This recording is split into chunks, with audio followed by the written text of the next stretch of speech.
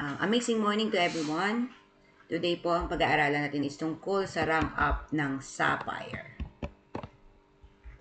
So, paano po mag-rank up ng Sapphire? Kailangan po, syempre, is maging executive package ka muna. Halimbawa, nag-umpisa ka sa copper, upgrade mo sa bronze.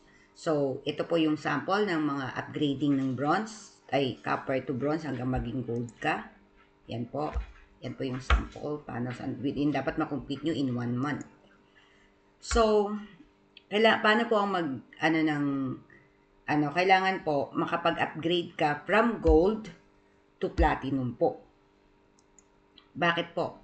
How to be a sapphire. Bakit po kailangan maging platinum ka muna? Pwede po kasi maging direct ka naman kasi talaga going to sapphire ka, from gold to sapphire ka agad for rank up. Pero, meron po kasi yung consequences. Mamaya po ipapaliwanag ko kung ano siya. So, ano po ba yung mga step ng pag-rank up? So, ito po, kailangan po magkaroon ka muna. First step, magkaroon ka ng 2 executive direct, left and right. And then, bago po mag-platinum, dapat magkaroon ka ng rank up na 5 direct na gold. O, diyan po, no? So, pagka nagkaano ka na po ng rank up na gold, nag-platinum ka na, so kailangan mo naman magkaroon ng mover, 'di ba? Magkaroon ka ng mover. Ano yung mover? Dapat yung direct mo, meron ding ma-invite na dalawa at magmo-mover sila katulad ng gold, maka-invite siya ng silver, dalawang silver left and right, ayan po magmo-mover na 'yan. Sapat magkaroon ka ng maging mover maker ka. At ano po yung pangatlo niya? Kung makikita niyo po diyan, dapat may 7,000 RQB left and right.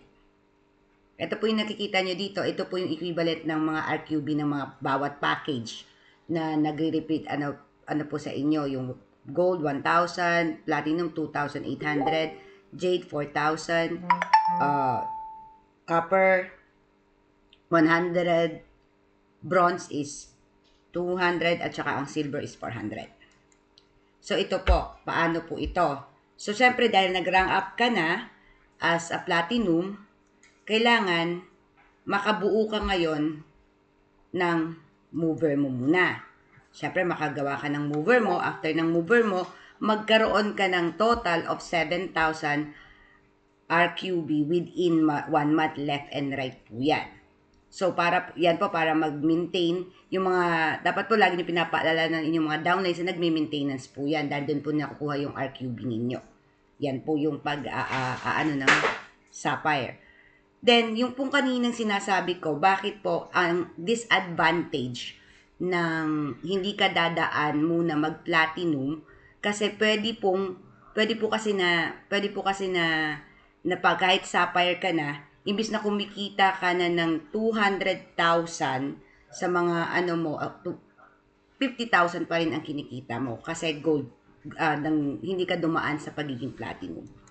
So, ito po yung rank up. Kung makikita nyo po, ito po yung mga rank up na pwede nyo makuha kung kayo po ay nagra-rank up. Kung paano po ang way ng pag-rank up, ito po siya. So, I hope you learned something for today po. Thank you very much. I'm Ina Angeles from Macau. Ang angel mentor ko po si Maria Carmelita Faustina Marpins. And amazing morning ulit po. Thank you.